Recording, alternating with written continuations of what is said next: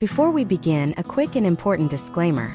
The following video explores the historical evolution of matrimonial law, domestic relations, and legal separations within early United States urban history. This content is presented strictly for educational, historical, and entertainment purposes. It does not constitute modern legal advice, family law counsel, or formal analysis of contemporary domestic relations. Historical legal precedents and societal norms vary significantly from modern statutes, and viewers navigating current domestic situations should consult a qualified legal professional rather than relying on historical data. Always conduct your own due diligence when researching legal history. In the year 1788, inside a cramped, wood-paneled courtroom in Boston, Massachusetts, a woman named Mary Turner stood before a magistrate and did something that most of the Western world considered an absolute sin, a social suicide, and a legal impossibility. She demanded an absolute dissolution of her marriage. At a time when the prevailing cultural wisdom dictated that a woman's legal identity was completely submerged into her husband's under the doctrine of coverture, Mary was trying to break a bond that society claimed was forged by God Himself. If she failed, she faced complete financial ruin, social exile, and the potential loss of her children. But if she succeeded, she would become part of a quiet, radical vanguard that fundamentally reshaped the American urban landscape. Today, we look back at the early United States as a place of pristine traditional values, where families stayed together out of sheer moral fortitude. But the archives of early American cities like Boston, Philadelphia, and New York tell a completely different, much more chaotic story. The reality is that the birth of the American city was also the birth of the American divorce crisis. In the late 18th and early 19th centuries, urban centers became breeding grounds for marital breakdown, driven by economic shifts, changing philosophies of personal happiness, and unprecedented geographical mobility.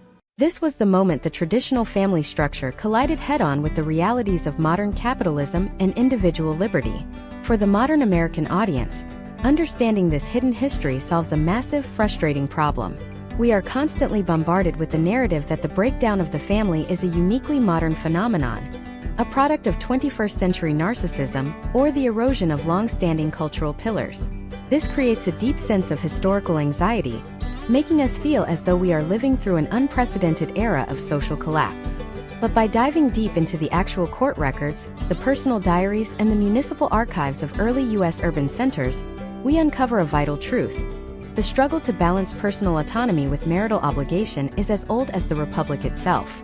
By understanding the potential outcomes of these early legal battles, the historical trends that drove couples apart, and the specific case studies of ordinary citizens who risked everything for freedom, we gain a grounded, realistic perspective on how American society has always adapted to changing human needs. This masterclass will pull back the curtain on the grit, the scandal, and the profound legal transformations of the early American divorce journey, showing you that the blueprint for modern relationships was written over 2 centuries ago in the crowded streets of our first cities. To truly understand how a marriage dissolved in an early American city, we first have to look at the massive systemic shockwaves rippling through places like Philadelphia and New York right after the Revolutionary War. Before the Revolution, under British colonial rule, getting a full divorce with the right to remarry was virtually impossible, unless you were an incredibly wealthy, politically connected man in England who could petition Parliament for a private act. In the colonies, absolute divorces were incredibly rare anomalies, but the war changed the entire ideological landscape. Suddenly, Americans had just fought a bloody war to dissolve their political bonds with a tyrannical King George III. It did not take long for citizens to look at their unhappy households and ask a very logical, highly controversial question. If a nation has the right to divorce a tyrant king, why does a wife or a husband not have the right to divorce a tyrannical spouse? This shift from a duty-bound society to an independence-driven society hit urban areas first and hardest. In rural farming communities, a marriage was an economic necessity for survival. A farm required a massive amount of shared labor. You needed a spouse to manage the homestead, tend the crops, and raise the workforce, which meant couples were economically trapped together regardless of how much they despised each other. But in the growing cities, the nature of work was changing fast. Men were walking out of the home to work in factories, counting houses, and shipping docks for cash wages. Women, for the first time, were finding small pockets of economic independence in urban areas through millinery, running boarding houses, or working as domestics. This economic transition started to loosen the structural glue that held miserable marriages together. When you look at the case studies from the Pennsylvania court records of the 1790s, you see this tension exploding in real time. Take the influx of people into Philadelphia, which was then the nation's bustling capital. The city was overcrowded, filled with transient sailors, merchants, and young laborers looking for work. This environment created an anonymity that simply did not exist in small rural towns where everyone knew your business. In a bustling city, if a marriage went sour, a spouse could simply walk out the front door, disappear into the crowded alleys of the waterfront, and board a ship to another port, effectively executing what historians call a poor man's divorce through total desertion. This left hundreds of urban women abandoned, forcing municipal governments to confront the legal realities of broken homes, because these abandoned families were suddenly reliant on city poor relief. Consequently, northern states began passing some of the most progressive divorce laws in the Western world at the time. Massachusetts, Pennsylvania, and Connecticut started allowing judicial divorces, moving the power away from governors and placing it into the hands of local courts. But do not mistake this for a progressive utopia. The legal process was an absolute gauntlet designed to publicly humiliate the participants. To secure a divorce in an early urban center, you had to prove strict fault. There was no such thing as irreconcilable differences. You had to stand before a jury of your peers or a strict magistrate and provide graphic, undeniable evidence of specific transgressions. Adultery, extreme cruelty, or total desertion for a prolonged period, typically 3 years. This meant that the early urban divorce journey was inherently a public spectacle. Because the courts required absolute proof, couples had to hire investigators, bribe neighbors to testify, and read private, scandalous love letters directly into the public record. In New York City, newspapers quickly realized that printing the salacious details of high society divorce trials was an easy way to skyrocket circulation. A journey that began with private heartbreak quickly turned into a public entertainment commodity, sold on the very street corners where the couples used to walk hand in hand. Over the course of this multi-part investigation, we will trace exactly how these couples navigated the legal labyrinth, how the changing urban economy weaponized alimony, and how the fight for child custody became the ultimate battleground for the soul of the early American family. To understand the sheer weight of this legal labyrinth, imagine you are a woman named Abigail Vance living in the heart of downtown Manhattan. The year is not 2026 with its streamlined digital filing systems and no-fault statutes. It is 1805. Your husband, a merchant who made a fortune in the bustling shipping trade of South Street Seaport, has abandoned your household, taken the family savings, and openly moved into a boarding house with another woman. Under the laws of the era, Abigail cannot simply hire a family lawyer, file for a standard dissolution, and split the assets. In early 19th century New York, the legal landscape is an absolute minefield where the potential outcomes are heavily weighted against the vulnerable. New York State at this time operates under one of the strictest matrimonial codes in the entire young republic. If Abigail wants an absolute divorce, meaning a dissolution that grants her the right to remarry, she has exactly one ground available to her: proven adultery. To modern ears, this sounds like a straightforward, if painful, hurdle. But the evidentiary standards of the time turn this into a harrowing multi-step public exposure. Abigail cannot just tell the judge what she knows. She has to present ironclad, eyewitness testimony or indisputable circumstantial evidence to the Court of Chancery. Let us break down the exact step-by-step process Abigail must undertake to even get her case heard. First, she must secure a male ally, often a brother or a father, to act as her next friend or Prakine Ami, because as a married woman under coverture, she has no independent standing to sue her husband in her own name. Next, she must raise the significant capital required to pay the court fees and retain a specialized chancery solicitor. In an era when a woman's wages legally belong to her husband, finding this initial capital is an extraordinary hurdle that immediately bars thousands of working-class urban women from ever seeking legal relief. Once the solicitor is retained, the hunt for evidence begins. Abigail's legal team must actively track her husband through the crowded, unlit taverns and tenement districts of Lower Manhattan. They interview watchmen, stable boys, and boarding housekeepers. In historical trends analyzed from the New York Chancery records, we see a pattern where litigants regularly resorted to hiring early private informants or relying on disgruntled domestic servants to spy through keyholes and windows. Consider the actual case study of a New York merchant whose domestic cook was brought into court to testify under oath about the exact state of dress and the specific layout of the bedroom where the husband was discovered with a local seamstress. The level of graphic detail required by the court meant that a family's most intimate, degrading moments were explicitly detailed in written depositions, read aloud in crowded courtrooms, and catalogued into permanent public archives. If Abigail cannot meet this near-impossible standard of proving adultery, her only other legal option is to petition for a divorce mensa et thura, which translates from Latin as a divorce from bed and board. This is not a full divorce. It is a legally sanctioned separation. The marriage bond remains completely intact, meaning neither Abigail nor her husband can ever remarry while the other is alive. It merely allows them to live apart without the husband being able to legally force her back into his home under the threat of kidnapping laws. To win this limited separation, Abigail has to prove extreme cruelty, defined by the courts of the era as a reasonable apprehension of bodily harm. Simple verbal abuse, emotional neglect, or even moderate physical discipline, which the paternalistic legal system often deemed a husband's right to administer, is completely insufficient. She must show a pattern of life-threatening violence. Now look at the other side of this urban dynamic through the lens of a working-class laborer in Philadelphia named Caleb Wright. Caleb represents a completely different facet of the early urban divorce journey. He does not have the money for a chancery court battle. He is a shoemaker renting a single room near the Delaware River docks. When his marriage collapses due to mutual hostility, Caleb does not look to the Supreme Court of Pennsylvania for a formal decree. Instead, he engages in a practice that was shockingly common in early American cities, yet completely illegal: the public wife sale or the self-divorce advertisement. Imagine walking down 2nd Street in Philadelphia and opening the morning edition of the local Gazette. Mixed in between advertisements for runaway apprentices and cargo sales from the West Indies, you see a prominent public notice placed by Caleb. It reads exactly like an active property disclaimer. Caleb explicitly states to the entire city that his wife has eloped from his bed and board, and therefore, he will no longer pay any debts she contracts in his name, nor will he provide her with food or shelter. This advertisement functions as a stark, extra-legal mechanism of marital dissolution. For the working class, this public shaming was a highly effective way to protect a man's meager wages from being seized by creditors who gave loans to an estranged wife. But look at what this did to the woman. A self-divorce advertisement completely destroyed her urban credit network.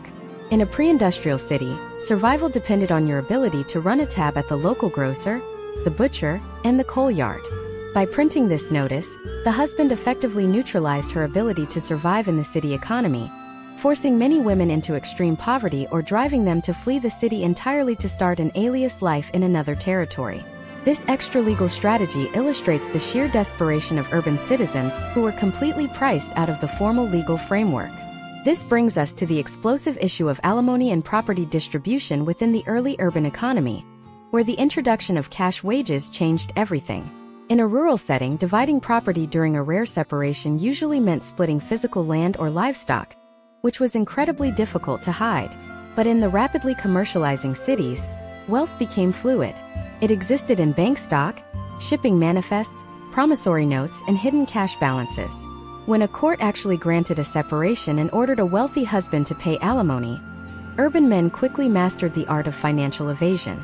They would transfer their business assets to brothers or cousins, temporarily close their urban shops, or shift their capital into Western land speculations that were completely outside the jurisdiction of city courts. The historical case studies reveal a relentless cat-and-mouse game between desperate women, evasive husbands, and frustrated judges. The courts had to develop entirely new mechanisms to enforce financial compliance, leading to the early use of arrest warrants for non-payment of alimony, a precursor to modern domestic relations enforcement. But while the fight over money was incredibly bitter, it paled in comparison to the absolute devastation of the custody battles. Who kept the children when an urban marriage shattered? The answer to that question reveals the deepest, most agonizing trap of the early American divorce journey, an open loop of legal philosophy that would take decades of societal trauma to untangle, and one that we will dissect to pieces in the very next part of this masterclass. To grasp the sheer emotional devastation of an early urban custody battle, you must completely purge your mind of modern family law concepts. Today, courts operate under the doctrine of the best interests of the child, a standard that dynamically evaluates which parent is better equipped to provide a stable, nurturing environment.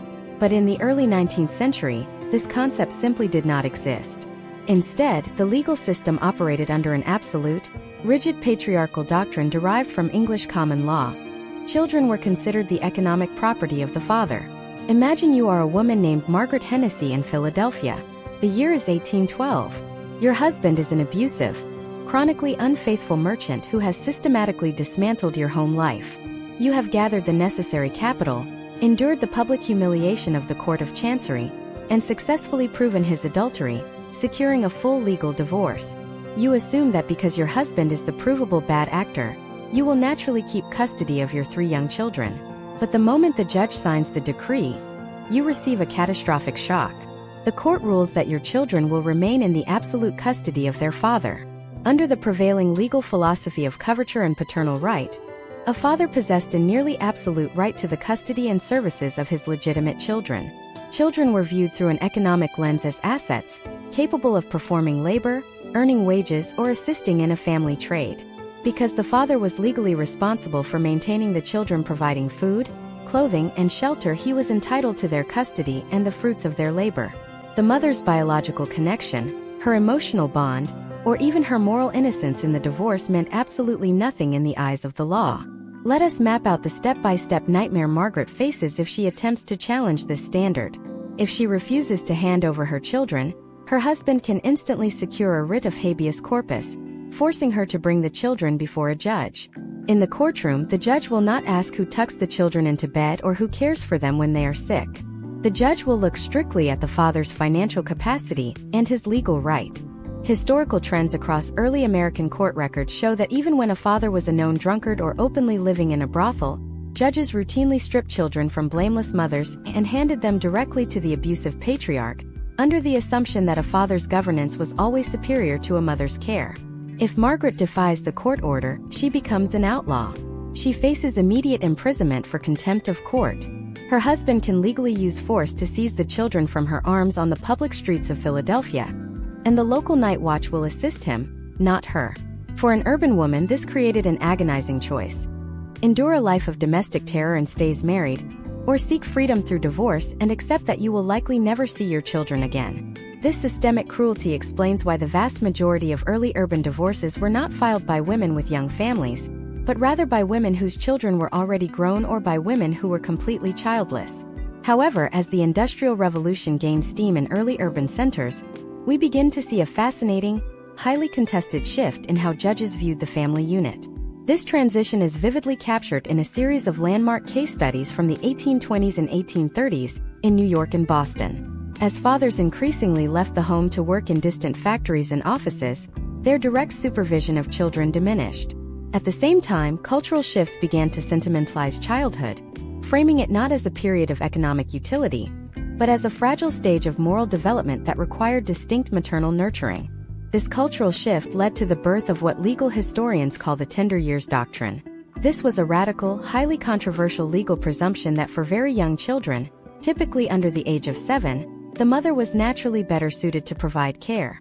Imagine the shock waves this sent through the legal establishment. It was a direct, unprecedented assault on centuries of patriarchal property rights. But do not misunderstand this shift as a victory for women's equality. The tender years doctrine was a double-edged sword.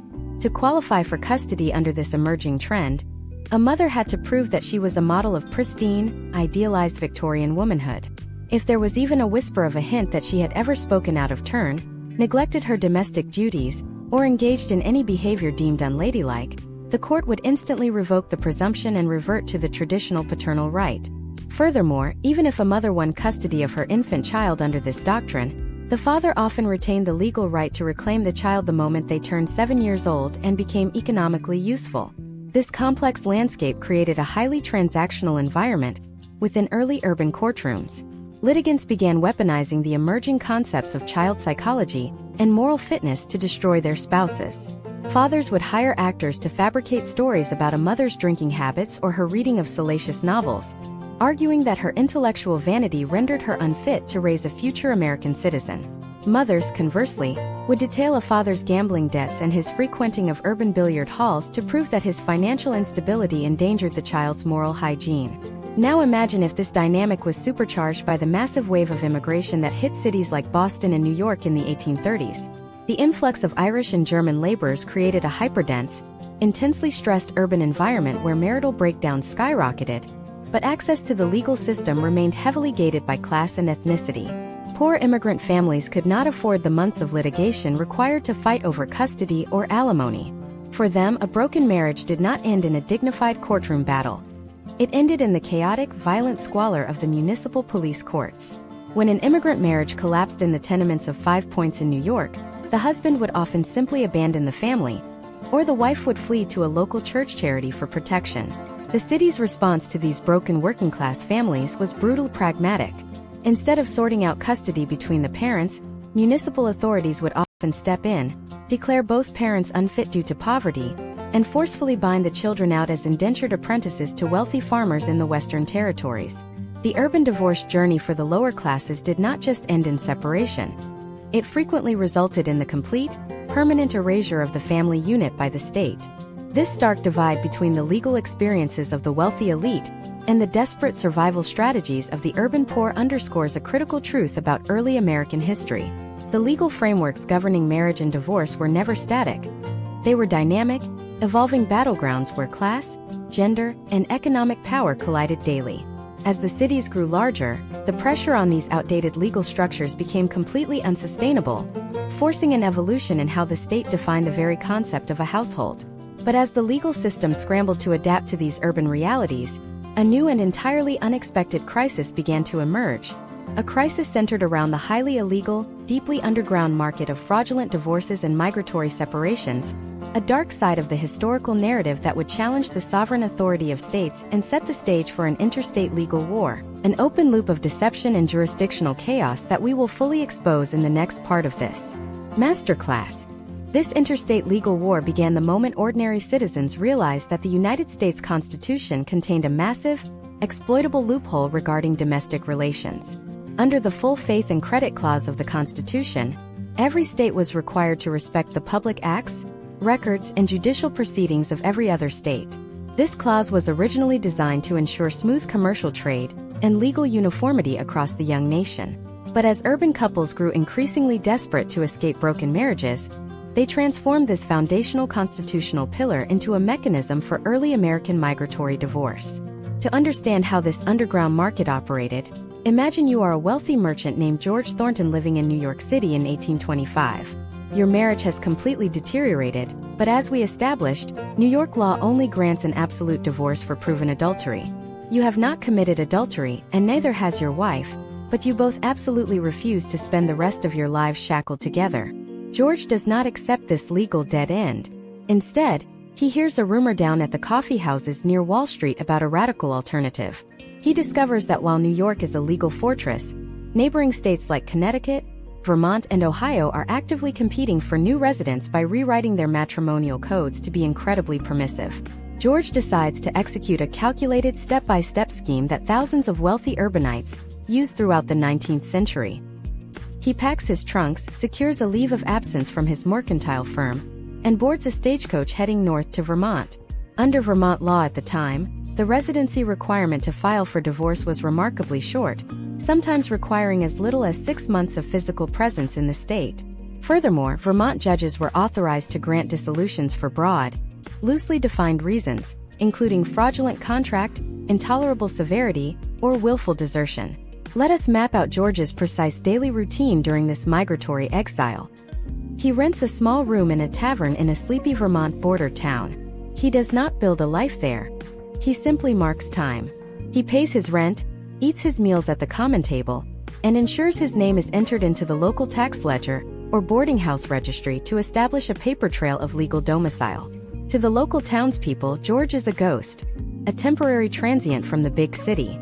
But to the local courts, he is establishing the mandatory legal residency required to file his petition.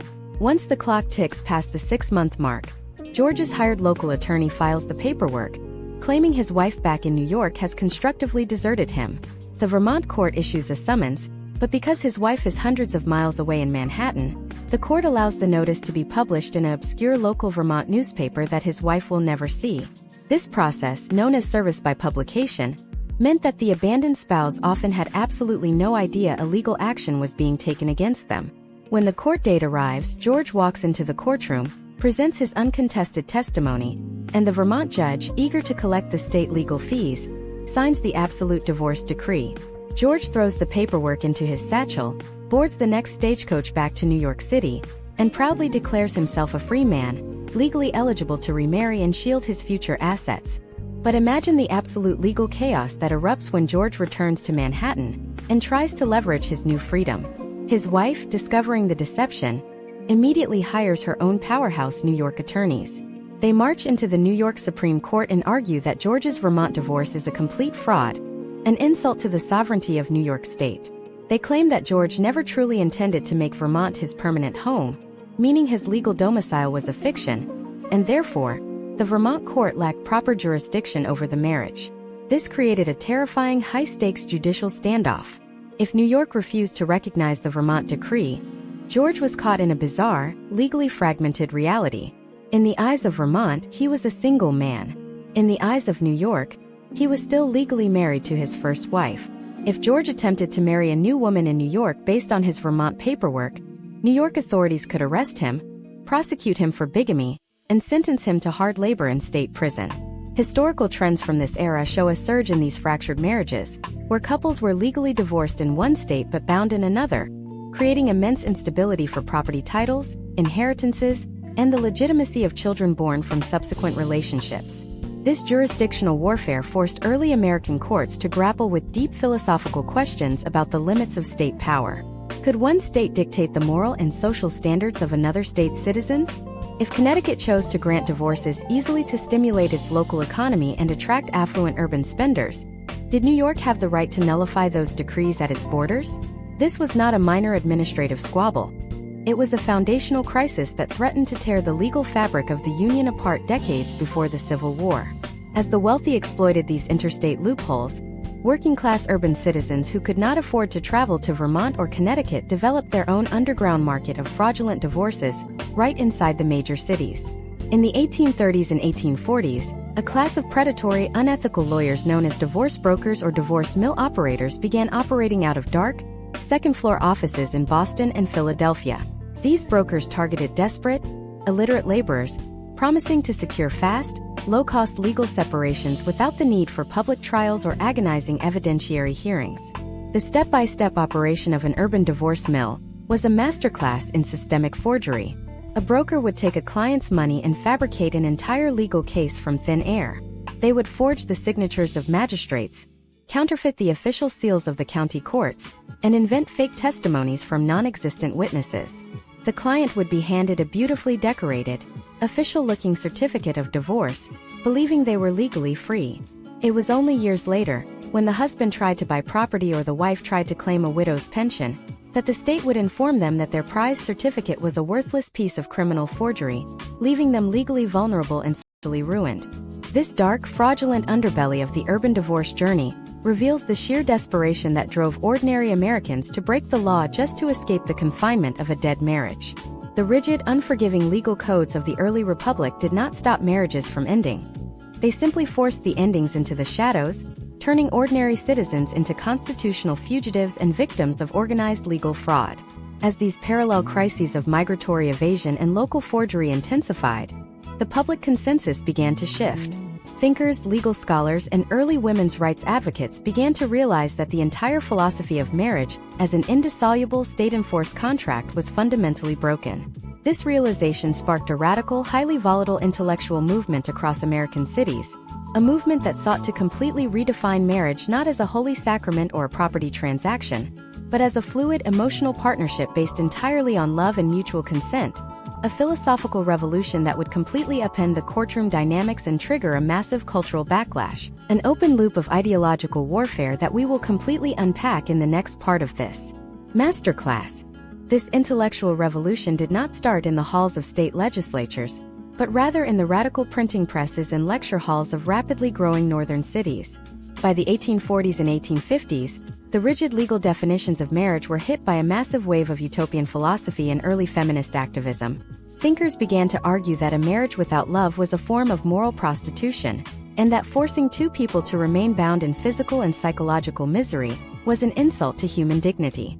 This ideological shift introduced a completely new concept into the American lexicon: the idea of spiritual affinity as the only true foundation for a legitimate union. To understand how this radical philosophy disrupted the actual legal process, imagine you are a woman named Clara Harrison living in Boston in 1848. Clara is not a victim of physical abuse, nor has her husband committed provable adultery. By all traditional standards of the era, her husband is an acceptable provider. He works steadily in a merchant firm near Boston Harbor and keeps a respectable house. But intellectually and emotionally, the marriage is a suffocating wasteland. Inspired by the writings of the Transcendentalists and early women's rights conventions like Seneca Falls, Clara begins to believe that her soul's development is being crushed by a companion who treats her merely as a domestic ornament. In earlier decades, Clara would have had absolutely no recourse. But as these new ideas spread through urban centers, a small but vocal group of progressive lawyers and judges began to experiment with expanding the definition of extreme cruelty to include what they termed mental cruelty or intolerable indignity. This was a massive, highly controversial shift in legal philosophy. It meant that a marriage could potentially be dissolved not just for fractured bones or bloody wounds, but for the systematic destruction of a person's mental peace and emotional well-being. Let us look at the precise step-by-step argument Clara's progressive attorney must construct to win a case based on this emerging, highly unstable legal theory. First, they cannot rely on clear physical evidence like doctor's certificates or visible bruises. Instead, they must build a narrative case based on a pattern of domestic behavior. They must call witnesses to testify about the husband's coldness, his public humiliation of his wife, his systematic isolation of her from her friends and family, and the resulting decline in her physical health. The legal strategy was to argue that prolonged emotional distress directly caused physical illness, thereby meeting the traditional statutory definition of cruelty that required an apprehension of bodily harm. Historical trends during the mid-19th century show a distinct rise in these types of emotional cruelty filings in urban jurisdictions. However, this progressive shift triggered an immediate, fiercely conservative cultural backlash that reverberated through newspapers, pulpits, and legislative chambers across the United States. Traditionalists viewed the rise of mental cruelty divorces as a direct threat to the stability of the entire social order. They argued that if couples could dissolve their marriages simply because they no longer felt an emotional connection, the foundational pillar of the state would crumble, leading to total moral anarchy. Imagine reading a blistering editorial in a New York newspaper from 1852, where the writer explicitly warns that the expansion of divorce grounds is creating a nation of free lovers and destroying the sacred permanence of the American home. Religious leaders joined the fight, delivering fiery sermons from urban pulpits that condemned the legal system for usurping divine authority. They demanded that state legislatures strip judges of their discretionary powers and return to strict, binary fault-based standards. This ideological warfare turned the courtroom into a highly volatile theater, where the potential outcomes of a divorce petition depended entirely on the personal philosophy of the presiding judge. If Clara Harrison brought her mental cruelty case before a traditional conservative judge, she risked not only losing her suit but being publicly castigated from the bench as an ungrateful, hysterical woman who had abandoned her sacred domestic duties. The judge could explicitly rule that a wife's primary duty was submission, and that a husband's cold or indifferent demeanor was simply a cross she was legally and morally obligated to bear. For working-class women in the textile mill towns surrounding Boston, like Lowell or Lawrence, this philosophical debate was an unattainable luxury. They were dealing with the raw, brutal realities of industrial exploitation and marital breakdown. In these hyperdense manufacturing hubs, working-class couples were subjected to intense economic pressures that frequently tore their relationships apart. A husband who lost his fingers in a spinning machine or was laid off due to an economic downturn often turned to drink, leading to immediate domestic violence. Consider the actual case study of a Lowell mill worker named Mary Brennan. When her husband became abusive following a prolonged period of unemployment, Mary did not have the means to hire a progressive Boston lawyer to argue theories of spiritual affinity or mental cruelty. Her journey was a desperate scramble for physical survival. She had to utilize the city's informal networks, seeking shelter with fellow female workers, hiding her meager cash wages in secret floorboards, and relying on local neighborhood groups to physically intervene when her husband attempted to drag her back to their tenement room. When Mary finally managed to bring her case before a local police court, she faced a system that was deeply biased against working-class immigrants. The magistrates routinely dismissed domestic violence cases among the poor as mere drunken brawls inherent to the laboring classes. Instead of granting a legal separation that would protect Mary's wages, The court would frequently order the couple to go home, reconcile, and stop disturbing the public peace. This double standard meant that while wealthy urbanites were beginning to debate the nuances of emotional compatibility and mental cruelty, working-class women were still fighting for the basic legal right to not be beaten within an inch of their lives inside their own homes. This stark class divide highlighted the growing hypocrisy of the 19th century urban legal system. The law was evolving, but it was evolving along highly stratified lines, creating a multi-tiered reality where true legal relief remained a luxury commodity reserved for those who could afford to play the high-stakes game of judicial theater. As the nation marched closer toward the cataclysm of the Civil War, these unresolved tensions surrounding marriage, freedom, and state jurisdiction continued to simmer beneath the surface of American cities. The struggle to define the boundaries of personal liberty within the bonds of matrimony was far from over. In fact, a massive, unprecedented legal explosion was about to occur on the western frontier, a phenomenon that would completely short-circuit the traditional urban legal systems of the East and create an entirely new, highly industrialized pipeline for rapid matrimonial dissolution, an open loop of frontier capitalism and jurisdictional evasion that would shock the entire nation and change the mechanics of American divorce forever, which we will completely dissect in the next part of this masterclass. This unprecedented legal explosion materialized in the mid-19th century as the American frontier pushed westward, creating a dynamic that directly undermined the strict matrimonial authority of eastern cities. While New York and Boston scrambled to contain the spread of marital breakdowns by maintaining dense, punitive legal barriers, newly formed western states and territories realized they could use lenient family statutes as a powerful economic development tool. They discovered that by offering fast, streamlined paths to matrimonial dissolution, they could attract affluent Eastern travelers who would spend massive amounts of money on local hotels, restaurants, transportation, and legal fees. This was the birth of the early American divorce colony. To see this transformation in action, imagine you are a prominent corporate attorney named David Sterling living in Chicago. The year is 1858.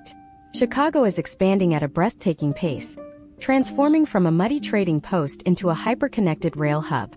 The state of Illinois has recently revised its legal statutes, and the city's legal community spots an extraordinary opportunity to capitalize on the desperation of wealthy Eastern urbanites. Illinois law now allows for a broad interpretation of willful desertion and extreme cruelty, but more importantly, it requires a residency period of only 1 year before a petitioner can file a claim. David Sterling establishes a highly organized, step-by-step pipeline designed to shepherd wealthy clients from New York and Philadelphia through the Chicago court system with assembly line efficiency. Let us map out the precise mechanics of this Western pipeline.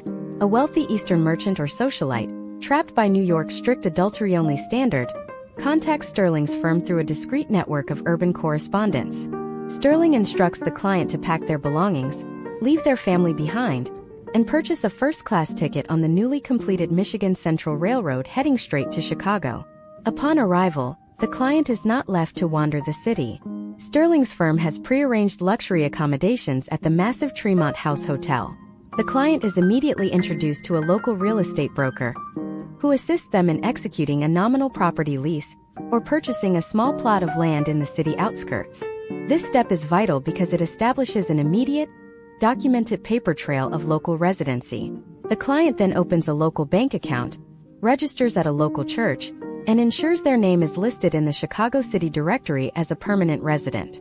Historical trends extracted from Cook County court dockets during the late 1850s reveal that hundreds of wealthy Easterners were simultaneously performing this exact legal ritual. For 12 months, these transients lived a strange waiting room existence in Chicago's finest neighborhoods. They formed an elite, insular subculture within the city, patronizing the local theater, dining at high-end restaurants, and injecting tens of thousands of dollars directly into the young urban economy. To the local business community, these divorce seekers were not social outcasts. They were highly valued consumers who fueled the city's commercial real estate boom. The moment the 12-month residency requirement is fulfilled, David Sterling strikes with absolute legal precision. He files the petition in the Cook County Circuit Court, alleging that the spouse back in New York has committed constructive desertion by refusing to join the petitioner in their new Illinois home. Because the Eastern spouse is residing outside the state of Illinois, notice of the pending lawsuit is delivered via a standard legal notice printed in a small, low-circulation Chicago newspaper for a mandatory period of 4 weeks. When the non-resident spouse inevitably fails to appear in the Chicago courtroom to contest the charges, the judge issues a default judgment. Within a matter of minutes, the marriage is completely dissolved, and the newly liberated petitioner boards an eastbound train, returning to Manhattan with an ironclad Western decree that grants them the absolute right to remarry. This highly commercialized system drove Eastern moralists and traditional legal scholars into a state of absolute panic. They realized that the conservative legal structures of cities like New York were being completely short-circuited by Western frontier capitalism. Indiana soon entered the competition, dropping its residency requirement to a shocking 6 months, and allowing judges to grant divorces for any cause that the court deemed reasonable and proper. This omnipotent clause turned Indiana into the undisputed capital of the 19th century divorce market, attracting thousands of citizens from across the United States who flooded into towns like Indianapolis and Terre Haute to secure their freedom. Consider the specific case study of an affluent New York socialite named Elizabeth Vance, whose highly publicized Indiana divorce case became a national scandal in 1859. Elizabeth had traveled to Indianapolis under the pretense of health reasons, stayed in a local boarding house for exactly 6 months, and secured a full dissolution from her husband based on the omnipotent cause clause, citing emotional incompatibility. When her husband attempted to challenge the validity of the decree in the New York courts, arguing that Elizabeth's residency was a pure sham designed to evade New York law, the legal battle exposed a massive structural fracture in the American judicial system. The potential outcomes of these high-stakes interstate battles were highly volatile. While some Eastern conservative judges attempted to shield their jurisdictions by declaring Western decrees null and void within state borders, the sheer volume of migratory divorces made total enforcement completely impossible. Property titles were becoming dangerously clouded, inheritance rights were thrown into total disarray, and children from subsequent marriages were facing the sudden threat of being declared illegitimate by Eastern courts. The legal system was facing a crisis of legitimacy because ordinary citizens were actively proving that if you had the financial resources to travel west, the state's ability to police your intimate life was completely non-existent. This stark reality created an even deeper sense of bitterness among the urban working classes who remained trapped in the slums of eastern cities. A factory worker in Boston or a dock laborer in Philadelphia could not afford to abandon their job for 6 to 12 months to live in a luxury hotel in Chicago or Indianapolis. For them, the legal system remained an unyielding instrument of class oppression. While the wealthy elite could purchase a geographic escape hatch from a broken marriage, the poor were forced to endure their domestic misery or resort to the dangerous, unstable worlds of total desertion, bigamy, or street violence. This deep systemic inequality began to fuel an intense, highly organized national movement aimed at stripping states of their individual authority over domestic relations. Critics argued that the only way to stop the rise of Western divorce colonies and restore moral order to the American family was to establish a single, uniform federal divorce law or pass a constitutional amendment that would permanently strip local courts of their power to dissolve marriages. This battle for national uniformity would pit the defenders of state sovereignty against the architects of moral consolidation, triggering a massive, decades-long legislative war that would reach into the highest levels of the United States government, an open loop of political theater and constitutional maneuvering that would determine whether the American family would be ruled by a single national standard or remain subject to the fractured, opportunistic laws of the states, which we will completely dissect in the next part of this masterclass. This legislative war over a uniform national divorce law intensified as the United States entered the post-Civil War era, a period marked by massive industrial consolidation and an aggressive push for moral standardization across the entire country. The fragmentation of marriage laws among the states was no longer viewed as just a local administrative headache. It was increasingly framed by powerful political and religious coalitions as a profound national security threat to the moral fabric of the republic. If the states could not agree on what constituted a legal family, then the very foundation of American citizenship was fractured. To understand the mechanics of this national consolidation movement, imagine you are a conservative legal reformer named Theodore Dwight operating in Washington, District of Columbia. The year is 1872. You are looking at a map of the United States and seeing a chaotic checkerboard of conflicting statutes. A couple could be considered legally married in New York, completely divorced in Indiana, and guilty of bigamy if they cross the state line into Maryland. Dwight and his allies decide that the only logical solution to this crisis is to strip the states of their historic jurisdiction over domestic relations and establish a singular, sweeping federal standard. Let us trace the exact step-by-step legislative strategy these reformers deployed to achieve this goal.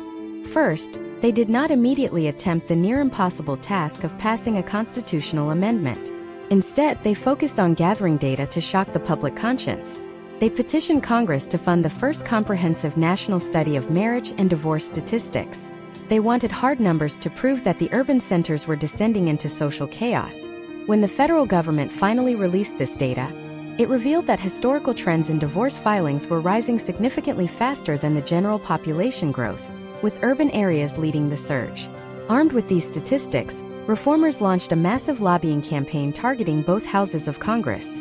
They drafted a series of model bills designed to impose strict federal guidelines on all U.S. territories and states. These proposals included mandatory federal residency requirements of at least 2 years, a complete ban on the omnipotent cause clauses that had made Indiana famous, and a strict limitation of absolute divorce grounds to only 2 specific offenses: adultery and physical desertion. The strategy was clear. Use the legislative power of the federal government to freeze the evolution of family law and force every citizen into a single restrictive mold. But as this federal legislation moved through congressional committees, it ran headfirst into a wall of fierce resistance from defenders of states' rights and progressive legal theorists. Politicians from Western states argued passionately that domestic relations were the absolute sovereign domain of local governments. They claimed that a centralized federal divorce law would be a dangerous overreach of Washington's authority, establishing a tyrannical precedent that could eventually dismantle local control over education, labor, and taxation. They argued that different regions of the country had different social needs, and that forcing a frontier community to abide by the rigid, conservative standards of Manhattan was fundamentally un-American. This legislative gridlock meant that the potential outcomes of the federal uniform divorce movement were completely stalled in Washington.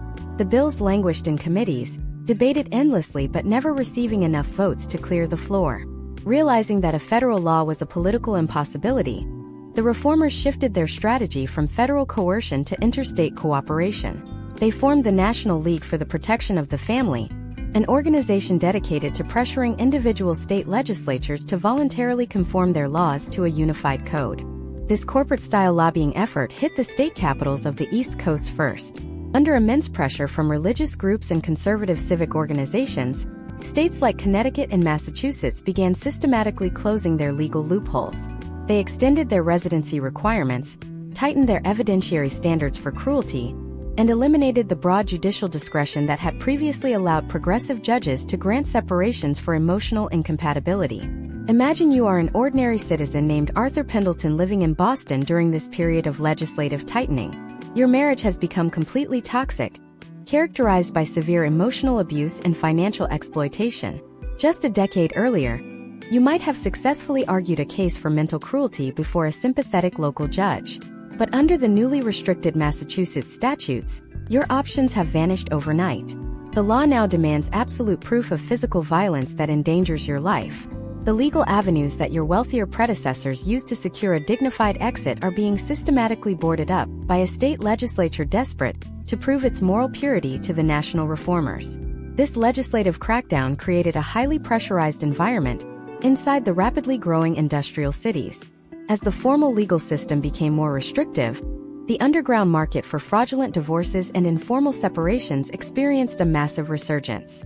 Urban citizens did not stop separating, they simply stopped using the official courts. In the tenement districts of New York and Philadelphia, the rates of informal desertion skyrocketed. Working-class men and women simply walked away from their marriages, entering into new unregistered domestic partnerships that operated completely outside the boundaries of state recognition. This created an entirely new social phenomenon that alarmed city authorities: the rise of the de facto family. Thousands of urban children were being born into households where the parents were technically married to other people from past, abandoned relationships. This parallel family structure threatened the entire system of municipal property taxation, public school enrollment, and poor relief distribution. The state's aggressive attempt to enforce marital permanence through restrictive legislation had backfired completely, creating a massive, unregulated shadow society right in the heart of America's premier urban centers. At the same time, this restrictive legal environment triggered a profound transformation within the early women's rights movement. Activists like Elizabeth Cady Stanton looked at the closing of the legal divorce market and realized that the fight for marital freedom was inextricably linked to the fight for political suffrage. Stanton began traveling the lecture circuit of northern cities, delivering a series of radical speeches that directly challenged the conservative reformers.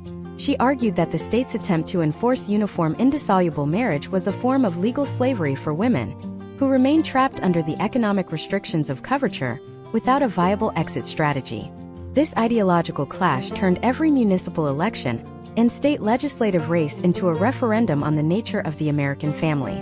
The lines were drawn between those who believed the family must be preserved at all costs through the absolute power of state legislation, and those who believed that a family was only legitimate if it was built on individual liberty and mutual respect.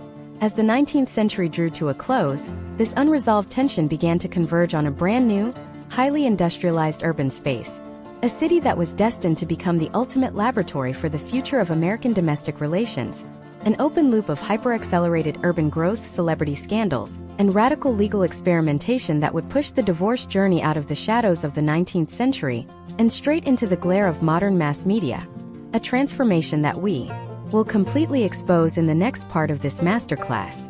This transformation into the glare of modern mass media exploded at the dawn of the 20th century, turning the private tragedy of marital dissolution into a highly industrialized, hyper-monetized public spectacle.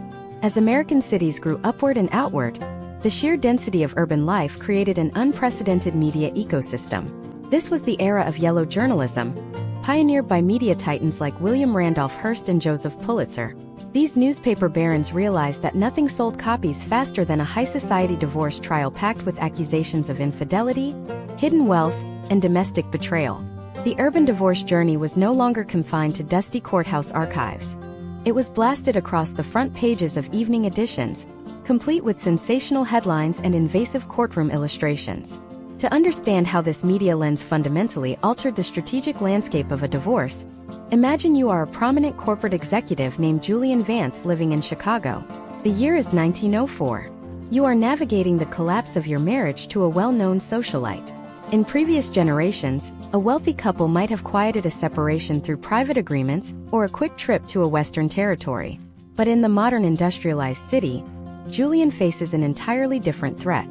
The moment his attorney files the preliminary petition in the Cook County Courthouse, a swarm of investigative reporters descends on the clerk's office, eager to strip the case files for salacious content. Let us look at the precise step-by-step tactics these early tabloid journalists used to exploit urban divorces.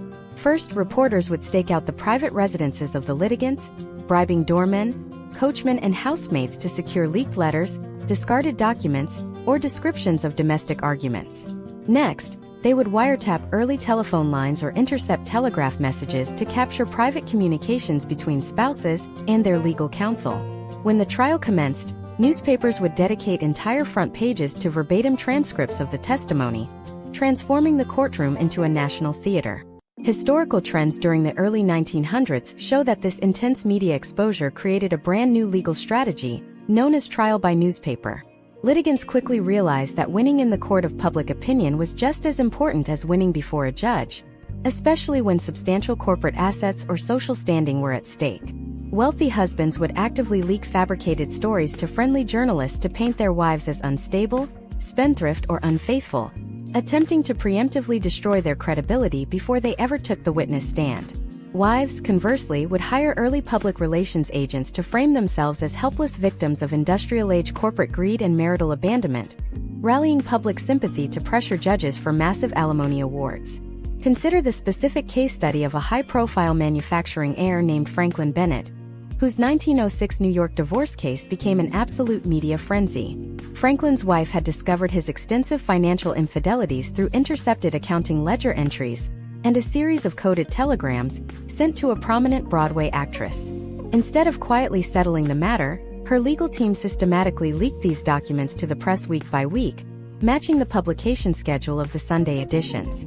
The potential outcomes of this media campaign were devastating for Bennett. The public outrage grew so intense that the board of directors of his father's manufacturing corporation forced him to resign his executive position to protect the company's stock value from a consumer boycott. This case proved that in the modern urban economy, a messy divorce could instantly destroy a family's financial empire through the sheer velocity of mass media dissemination. While the wealthy elite navigated this high-stakes media minefield, the working-class populations of cities like New York and Philadelphia were experiencing a completely different, much more insidious form of institutional surveillance. As the national reform movements of the late 19th century consolidated, they gave birth to powerful, privately funded anti-vice organizations, most notably the New York Society for the Suppression of Vice, led by the fanatical moral crusader Anthony Comstock. These organizations were granted sweeping, quasi-governmental police powers to enforce moral purity laws, and they turned their sights directly on the urban divorce market. Comstock and his agents believed that the rise of divorce was an existential threat to the state, and they began actively targeting the legal networks that assisted working-class citizens in securing separations.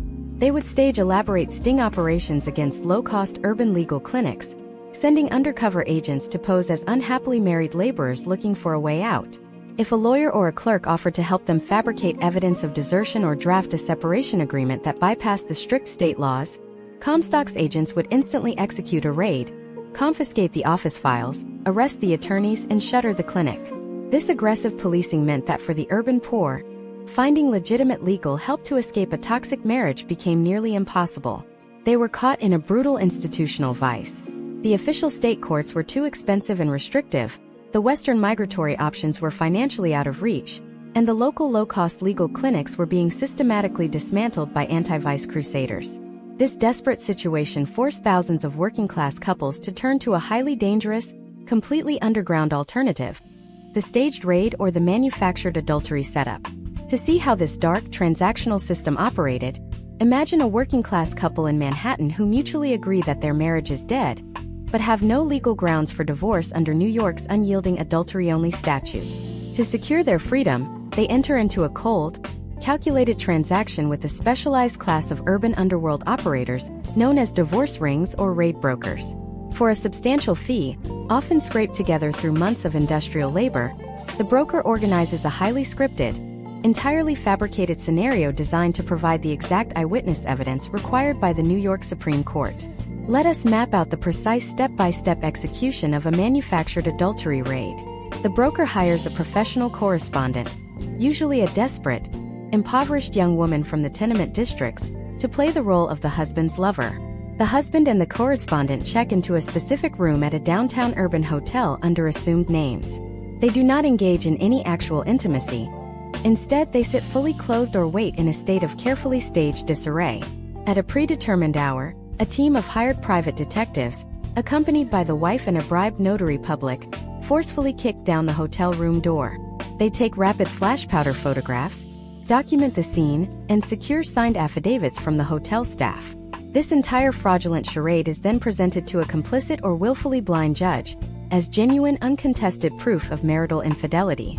This widespread culture of systemic perjury and institutionalized deception turned the urban legal system into an absolute farce. Everyone involved, the couples, the lawyers, the detectives, and often the judges themselves, knew the evidence was completely fabricated, yet they all played their assigned roles in this grim judicial theater just to bypass laws that failed to reflect the realities of modern human relationships. The state's attempt to legislate absolute morality had succeeded only in institutionalizing corruption, turning the journey to marital freedom into a criminal conspiracy. As the decade advanced, the psychological toll of this systemic hypocrisy began to trigger a profound, irreversible rebellion among a new generation of urban legal professionals, sociologists, and progressive politicians.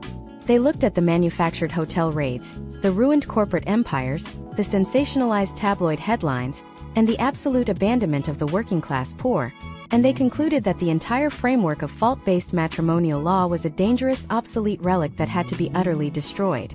This intellectual vanguard began laying the groundwork for a radical legal philosophy that would seek to completely decouple the state from the moral policing of the human heart, a movement that would ignite a fierce constitutional battle over the definition of individual liberty, and set the stage for the modern era of domestic relations, an open loop of legislative warfare and societal transformation that would eventually culminate in the total dismantling of the old regime, a climactic, historical shift that we will fully expose in the next part of this masterclass. This intellectual vanguard did not manifest its power overnight, but rather through a systematic, multi-front assault on the foundational logic of fault-based matrimonial jurisprudence. As the United States transitioned into the post-World War I era, The hyper-accelerated urbanization of the country created a society that was increasingly incompatible with 19th-century legal constraints. In cities like New York, Chicago, and Los Angeles, a new generation of legal scholars, operating out of prestigious university law schools, began to codify a radical new theory of law known as legal realism. This philosophy argued that law should not be treated as a set of immutable, divinely inspired dogmas, but rather as a flexible, pragmatic tool designed to serve the actual, evolving needs of living human beings.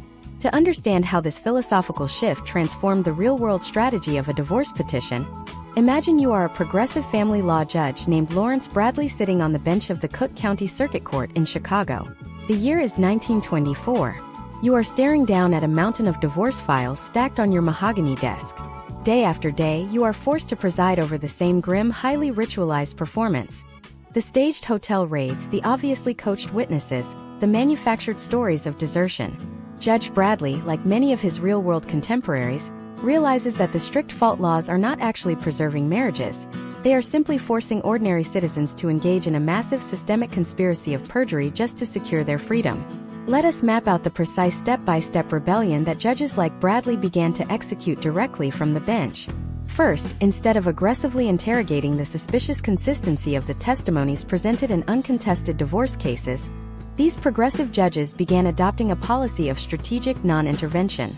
They would deliberately look the other way when a detective recited the exact same scripted details about a hotel room raid that had been used in 20 other cases that week. Next, they began utilizing their broad judicial discretion to interpret the statutory definitions of extreme cruelty and desertion with unprecedented elasticity. Historical trends extracted from municipal court registries during the 1920s and 1930s reveal a profound, quiet revolution in the potential outcomes of these cases. In jurisdictions where the written statute still technically demanded proof of physical violence or years of total abandonment, judges began ruling that a husband's systemic financial neglect, or a wife's open refusal to engage in social activities, constituted a form of constructive cruelty that legally justified a full dissolution of the marriage bond. This meant that while conservative state legislatures consistently refused to reform the archaic family codes on the books, the urban courts were effectively inventing a primitive form of no-fault divorce through the deliberate manipulation of judicial interpretation. But look at the intense social friction this judicial activism generated within the broader urban landscape. This parallel legal reality created a deep, structural instability that directly threatened the security of corporate assets, real estate titles, and financial investments. Imagine you are a high-stakes real estate developer named Thomas Vance operating in downtown Manhattan in 1928. You are trying to finalize a multi-million-dollar land acquisition for a new skyscraper project. Under the fragmented, highly volatile legal framework of the era, you discover that the seller of the land secured a quiet, highly suspect divorce in a progressive Midwestern jurisdiction 5 years prior. Suddenly, your entire investment is placed in extreme jeopardy.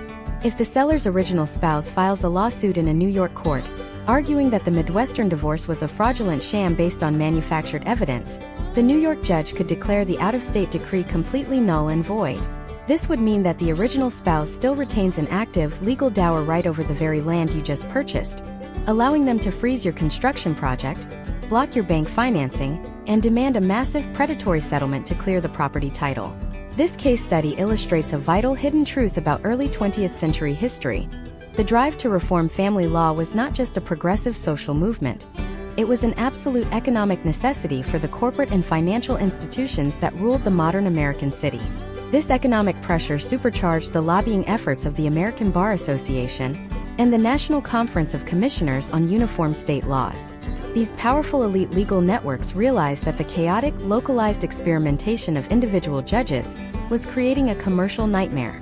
They began drafting the early blueprints for what would eventually become the Uniform Marriage and Divorce Act, a comprehensive, standardized legal framework designed to completely eliminate the concept of fault from domestic relations and replace it with a single objective criterion: the irretrievable breakdown of the marriage.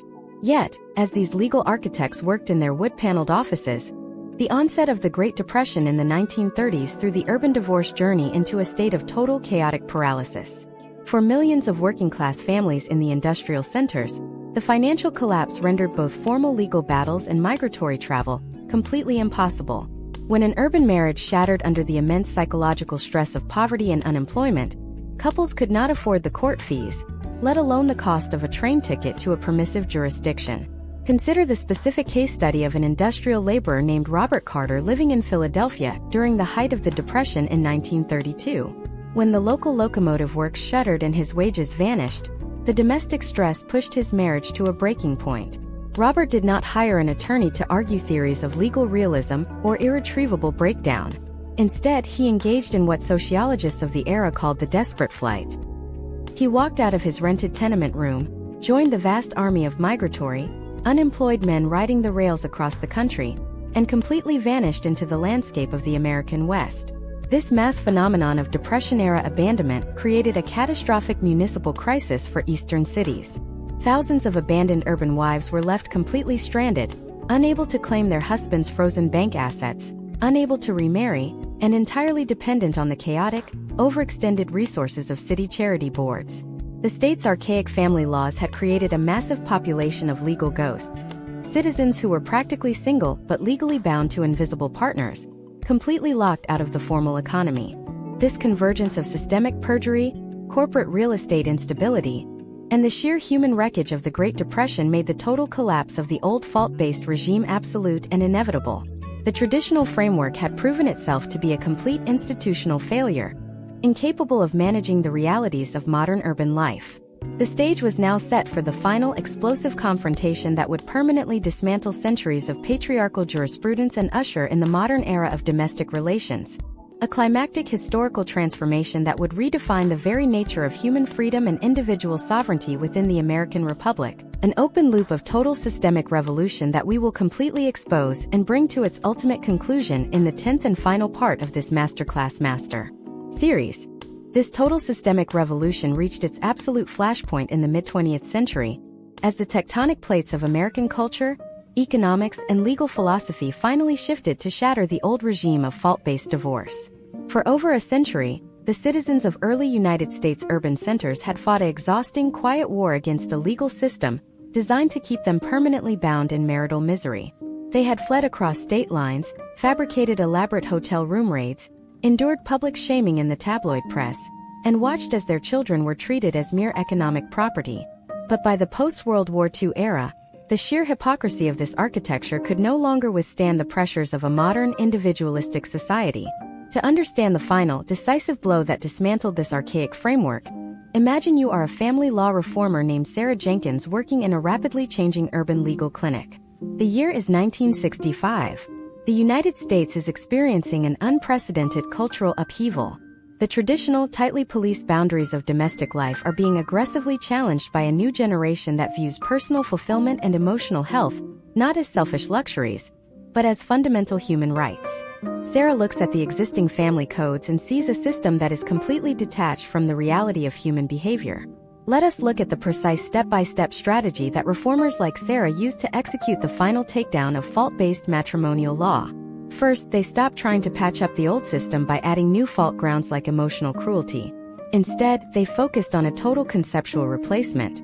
They argued that the entire adversarial nature of divorce, where one party had to be proven completely guilty and the other completely innocent, was inherently destructive to human dignity and family welfare. They proposed a radical, clean break philosophy. If a marriage was broken, the state should simply acknowledge that reality and facilitate an orderly dissolution without assigning blame. Historical trends during the late 1960s reveal that this argument resonated powerfully with a surprising ally: the conservative corporate establishment. Financial institutions, real estate conglomerates, and insurance corporations were entirely fed up with the administrative chaos caused by fraudulent out-of-state divorces and contested property titles. They wanted legal predictability and uniformity to ensure smooth economic transactions. This convergence of progressive social activism and pragmatic corporate interest created an unstoppable political momentum. This momentum culminated in a historic watershed moment on California soil in 1969, when Governor Ronald Reagan signed the Family Law Act into law, officially creating the first true no-fault divorce system in the Western world. This statute completely eliminated the requirement to prove a specific matrimonial offense. Instead, a spouse could secure a full legal dissolution by simply stating that the marriage had suffered from irreconcilable differences which had caused the irremediable breakdown of the marriage. Within a decade, this no-fault revolution swept across virtually every state in the Union, completely erasing the legal architecture that had governed American domestic life since the founding of the Republic. To see the staggering real-world impact of this systemic shift, consider the specific case study of a woman named Evelyn Martinez, living in Chicago during the early 1970s. For over 15 years, Evelyn had been trapped in a deeply dysfunctional, emotionally isolating marriage. Under the old system, she would have had to hire private detectives, manufacture a fraudulent adultery raid, or flee to another state just to petition for her freedom, risking her financial security and her relationship with her children in the process. But under the newly enacted no-fault statutes, Evelyn simply walked into the Cook County Courthouse, filed the paperwork based on irreconcilable differences, and secured a dignified, legally sound exit that protected her personal autonomy. This transition marked the definitive end of the early American divorce journey, as a criminalized underground conspiracy, and transformed it into a standard administrative proceeding. Now, looking back from the vantage point of the current year 2026, we can finally evaluate the full, long-term historical arc of this transformation. When we look at the historical data, the case studies, and the municipal archives of our first urban centers, we discover that the evolution of family law was never a straight line towards social collapse, as the early traditionalists claimed. Instead, it was a long, arduous process of societal adaptation. The potential outcomes of this transformation did not destroy the American family. Rather, they redefined it as a fluid, voluntary partnership based on mutual respect and emotional compatibility, rather than state-enforced economic coercion. The hidden history of early urban divorce solves the massive problem of historical amnesia for the modern audience. It reminds us that our ancestors were not plaster saints living in static, perfect households. They were complex, real human beings who struggled, rebelled, and broke the rules to seek happiness within a rapidly industrializing urban landscape. By uncovering their narratives, the grit of the Boston courtrooms, the deception of the Indiana divorce colonies, and the resilience of the working-class tenement dwellers, we gain a profoundly realistic, grounded understanding of how our society has always evolved to mirror the changing realities of the human heart. But as the dust settled on the no-fault revolution, and the old battles over fault and perjury faded into history, a brand new, entirely modern crisis began to take shape within the contemporary legal landscape. In an era where divorce is streamlined and accessible, society has run headfirst into an entirely different set of high-stakes challenges. Today, the battleground has shifted from the question of whether a couple can separate, to the hyper-complex, algorithmically driven worlds of digital asset division, international parental abduction in a globalized economy, and the contentious fight over the parental rights of non-biological partners in non-traditional family structures. The legal system of 2026 is currently scrambling to construct entirely new frameworks to manage these unprecedented digital and genetic realities, facing the exact same structural strains that forced the evolution of the law 2 centuries ago. The journey that began in the wood-paneled courtrooms of early Boston is far from over. It has simply migrated onto a global hyper-technological stage where the boundaries of family, property, and individual liberty are being rewritten all over again, an open loop of modern legal evolution that will challenge everything we think we know about the future of human relationships, a new frontier of domestic history that we will begin to fully investigate and unpack in our next upcoming documentary series.